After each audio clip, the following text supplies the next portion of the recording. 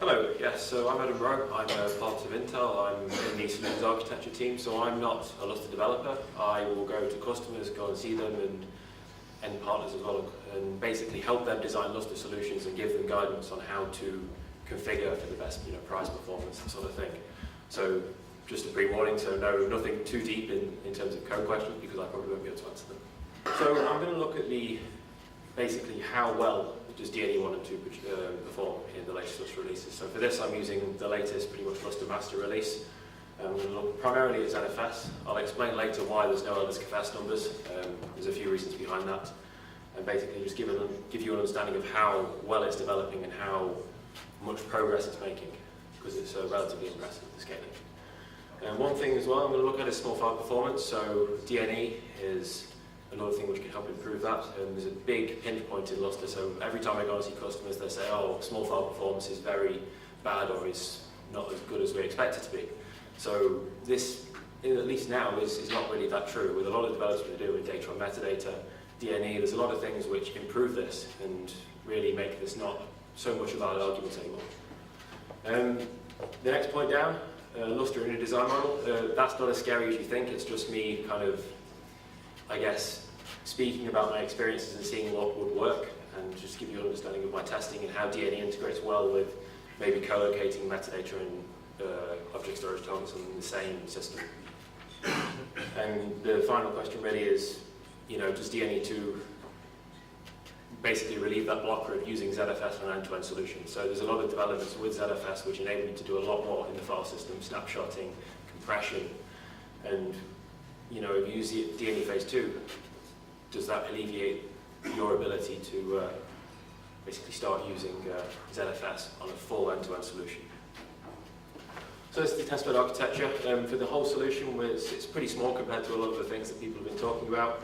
So we're pretty much using 10 servers, all NVMe, 16 compute nodes as clients, and this is on the OmniPath backend. So this is all proper end-to-end Lustre testing, no MOBD filter, no MDS early, that sort of thing. So this is server client testing. We're pretty much using the latest technology, so Haswell, Broadwell CPUs, OmniPath, and the latest Intel NVMe devices. These are the NVMe devices we're using, so the P3600. These are one of Intel's, relatively high-end devices, so they're about 2.5 gigabyte per second read, 1.7 write, so they're pretty big devices. So basically, the idea is to optimize the whole thing end-to-end to get the best results to share today. As I said, I'm using Lustre Master, so this is basically when I started testing, so I'm using build 3419 if you want to go and test this yourself. There's a few reasons why I'm using this build, and again, I'll cover this a bit later, but it's pretty much the latest I had available to me at the time with the software stack for the OmniPath, the software stack for Linux, the Lustre build as well, so it's near enough the latest and greatest. So I think most people are probably relatively familiar with the concept of DNE. So again, this was kind of a development initiative some time back with DNE Phase 1 in Lustre 2.4. Since then it's developed into Phase 2, which landed in Lustre 2.8. And since then we've not seen a great deal of adoption in the community with DNE Phase 2, but this is kind of to raise awareness of it, to try and tell people that you can start using it, and it does kind of make sense in a lot of solutions, because you see from the numbers it does alleviate a lot of the pinch points of ZFS. So I pretty much use MD test for most of the testing across here to give, I guess, a realistic load and unrealistic type stress on the system, so you wouldn't necessarily see as much load on systems in production, but the idea being to stress them as much as possible to get the most accurate results. So I started off with some DNE Phase 1 testing to get a baseline of where we can see how well DNE II has progressed. So this is, a bit of background, 2.4. So this is this testing I did initially. So this is based on ZFS 06571. The testbed configuration is such that I can have up to 4 MDTs per MDS and up to 8 MDSs. So this is this DNE Phase 1 scaling I've been seeing. So you can see that 2 to 3 MDTs per MDS works pretty well. We see drop-offs with 4 and some regression as well with 3 at the high MDS count. So this is just to give a baseline of what to expect when I come to do the DNE II testing. Again, I was pretty pleased with some of these results there. It's quite nice to see scaling, at least with ZFS, on the single MDS level, purely because I didn't expect to see that level of scaling with the, some of the issues which are present in the current 657 release of ZFS. So just to give you a concept of how well it scaled, 1 MDT per MDS for DNE phase 1 at least scaled.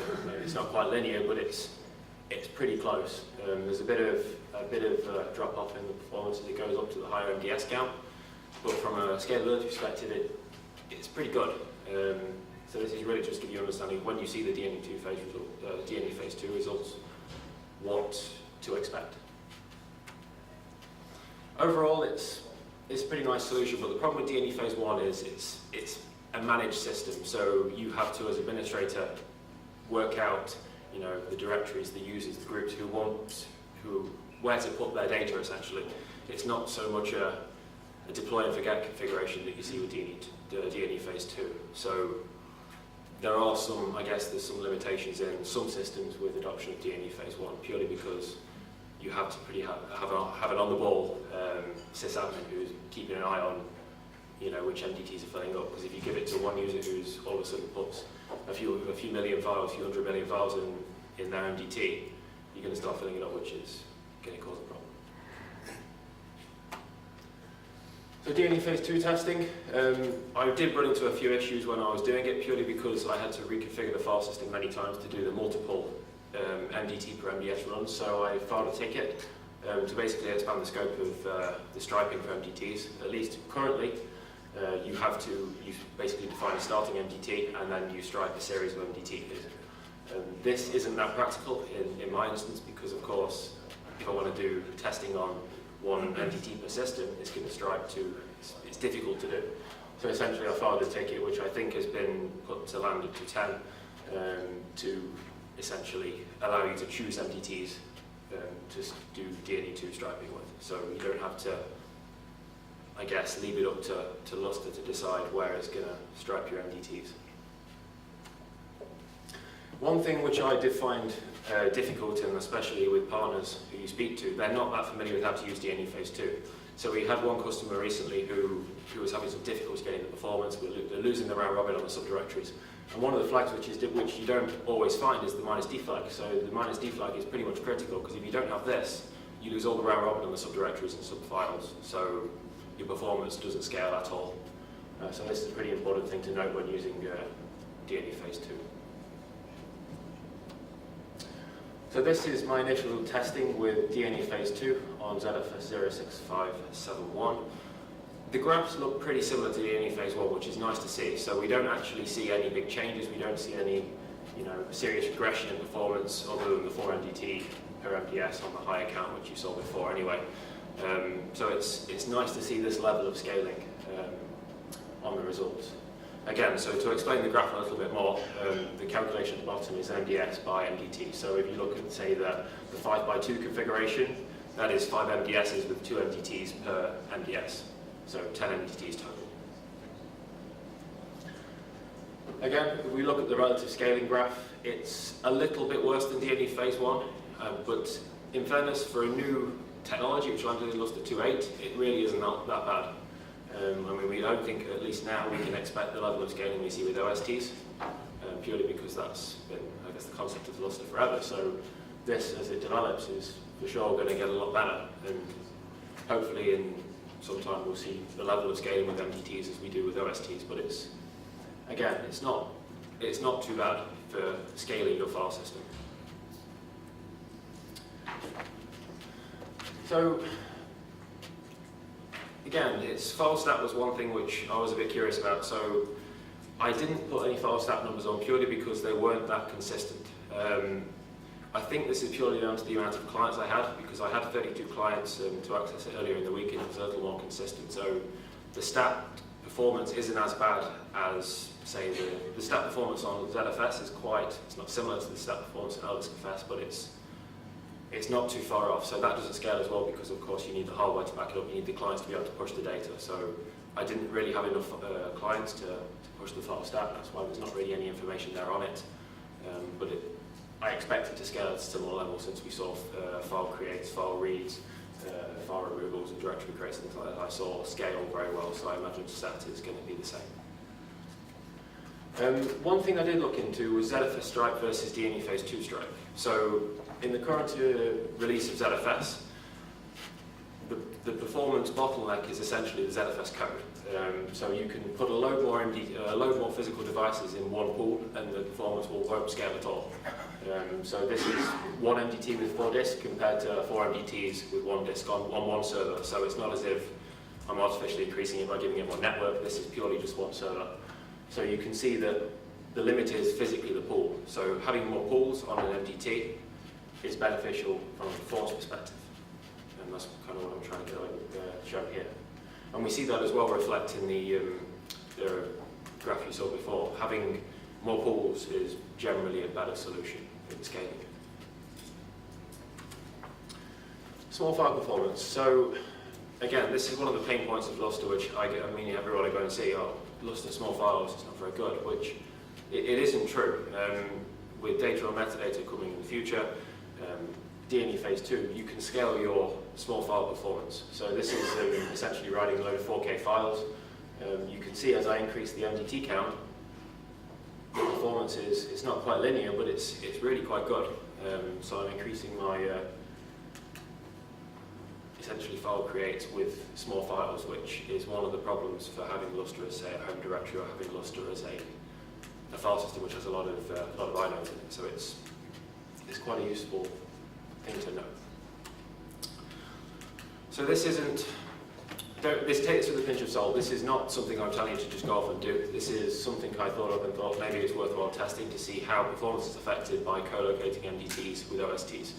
Because, for example, with small systems, maybe 2, 4, 6 OSS systems, adding 2 more systems for metadata and this JBOD with maybe 4 or 8 SSDs or some 50K drives adds a lot of cost to Lustre from both a hardware perspective and support perspective, power, rack density, that sort of thing. So what about co-locating MDTs with your OSTs? How much of a performance impact does that have if you have the CPU power and the network power to push that data out? So initially I looked at least, does it make sense to split the MDTs into more systems? So your traditional setup would normally be an MDS pair with maybe 1 or 2 MDTs. So for this example I used 2 MDSs with 4 MDTs. I then compared that to say 8 MDSs with 1 MDT per MDS. So this would be a comparison between a traditional file system with maybe 8 OSS and 2 MDSs compared to just 8 generic Lustre files, generic Lustre servers with MDTs in the same JBOD as, say, the OSTs. You can see that actually splitting the MDTs up into more servers, as we saw before, makes sense. So does it make sense when you start running mixed workloads, so MD test and IOR on the same system? My initial testing showed there is a performance impact, but it isn't that significant. So the numbers are a little bit different because I had to use less clients to run the concurrent workloads. But you can see for MD test at least, I'm running IOR at the same time as an MD test running essentially the same set of hardware which has co-located MDTs and OSTs. So the performance degradation isn't actually that high. These are pushing pretty high-end hardware, so it's fast SSDs, fast network, so it's very much saturating the links, saturating the systems. And you don't see much of a performance reduction, at least, when you're running, with MD tests, when you're running IOR on the same hardware. So in some environments, big systems, yes, you may get some contention, which may not be wise, but for smaller systems, it certainly makes Lustre a lot more competitive.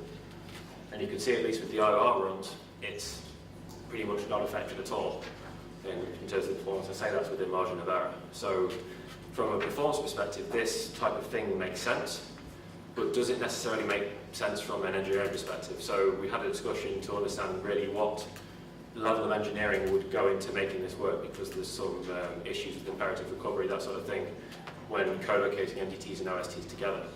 So the engineering effort, as I understand it, isn't overly huge to make this work, but it's just a case of, do people actually want to do this? So this is more of just maybe at the end we can discuss if anyone has any opinions on doing this, what your thoughts are on co-locating MDTs and OSTs, if from a Lustre perspective it actually did work and caused no issues, so to speak. So I certainly want to talk about this at the end. But it does mean somewhere on the file system an MGT, an MDT and an OST will run on the same system.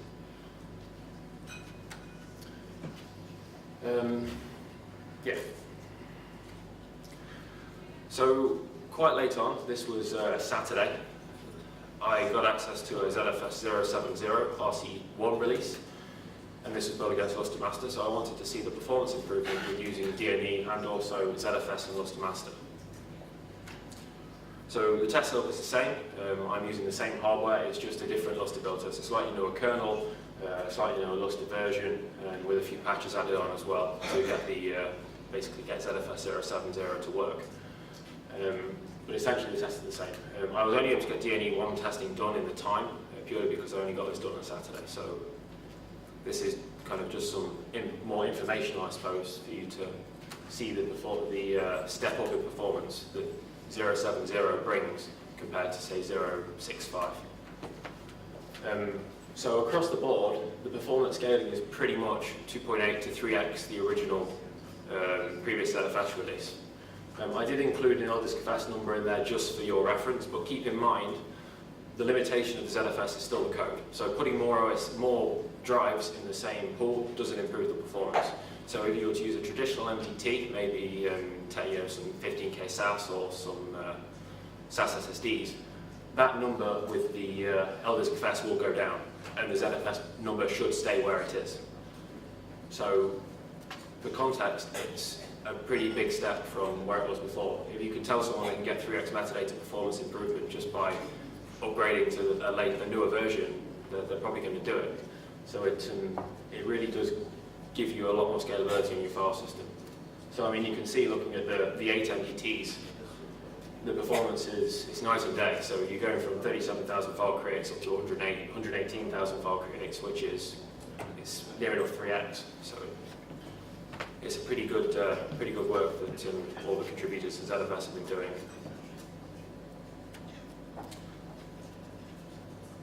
Yeah, I mean, I've been over that. So the limitation primarily is the ZFS code, not the hardware in this instance. So with normal MDTs, it would make sense to move to an all ZFS solution. So I guess, in summary, the reason why there's no LAD16 numbers purely because there was a couple of issues. So one of the issues was a ticket which has basically now been solved. And as well, I heard as part of the latest Red Hat kernel release, there was actually a bug fix for the NVMe. They backported one of the upstream NVMe drivers into the new CentOS release, which should fix some of my issues I was seeing with LAD16. So that's why there isn't any here, but I do intend to continue and actually get some proper numbers for this. Hopefully the scaling is as good as we expect it to be. But again, I don't know how I'm going to communicate that to you, but I will be doing more testing on LAD16 once I get back from the show, because this is no longer an issue. Scaling reliability. So scaling, as I said, and you saw it really wasn't that bad. There was some, not quite, regression on high MDT per MDS count, but overall, if you keep your MDTs to maybe 1 or 2 per MDS, you're going to get good scaling. So it makes sense moving forward to look into using DNE II as a solution and actually investigating how it can make your life easier in a kind of enterprise environment. Because if you're having to run around basically keeping a cron job watching how full MDTs get with inodes because you're using DNE phase 1, it's not overly convenient, whereas if you deploy an DNE phase 2 solution, you can pretty much deploy and forget about your configuration. And would I use it in production right now? Yes, I do. I use it twice in production, so in the UK in Swindon we have 2 labs, both of which are using DNE phase 2, Intel 2.8 versions of Lustre with DNE phase 2 in production. So yes, I would use it in production, and I do. And as soon as ZFS 070 goes production, it is the intention to upgrade to that to improve the metadata performance. But yes, it does actually bridge the gap between, I mean, yes, you have to pay the cost of hardware. There is a bit of a hardware overhead for using DNE phase 2, of course. You're potentially spending more money on servers, more money on disks. But the benefits it brings by using all ZFS solutions are pretty much endless. So you can leverage things like, well, in future, ZLL to ARC, compression, full Lustre snapshots into the file system, and it basically makes Lustre more enterprise ready. It gives you that full extra functionality that you may not see with current LSCFS releases of Lustre, so it's certainly something to think about. So yes, any future working questions are welcome, but I intend to be testing this properly when ZFS 070 comes out, and also testing LSCFS as well. And thanks as well to Cindy, Peter, Andreas, and James back in Swindon for helping me get all this up and running. I welcome any questions.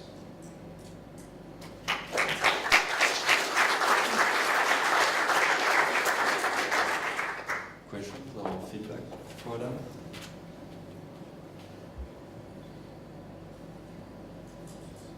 I don't know if that's a good thing or a bad thing, but I do not really understand why the MDT IOPS has an impact on a good or a wrong impact on stability. I'm what, sorry? Why the MDS IOPS has an impact on stability? Oh, for what, moving to LSCFS, you mean? Yes. Yes, so there was a patch released as part of the new Lustre kernel. The new CentOS kernel, which, from what I'm reading, it seems to fix my issue. But essentially, if I push a large amount of IOPS out of the NVMe device, it's an issue with the NVMe interaction with the kernel, essentially, that causes it to essentially kernel panic. But it's an NVMe issue which has now been resolved, as far as I'm aware, in the latest Red Hat kernel. It's not a LBug or something. No, it's more related to hardware compatibility. Exactly, yeah.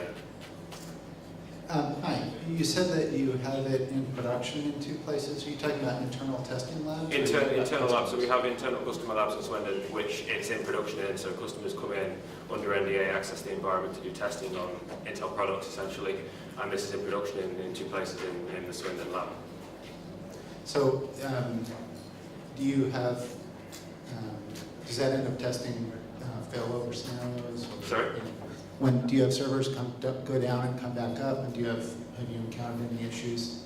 So it's not Lustre testing. It's generic HPC lab. So it's their production systems which serve essentially compute clusters which people access and use. So it's not Lustre integration testing, Lustre testing. It's just a general HPC lab which has the 2 file systems. So it has the NVMe file system, the fast scratch file system, and the HA disk-based file system.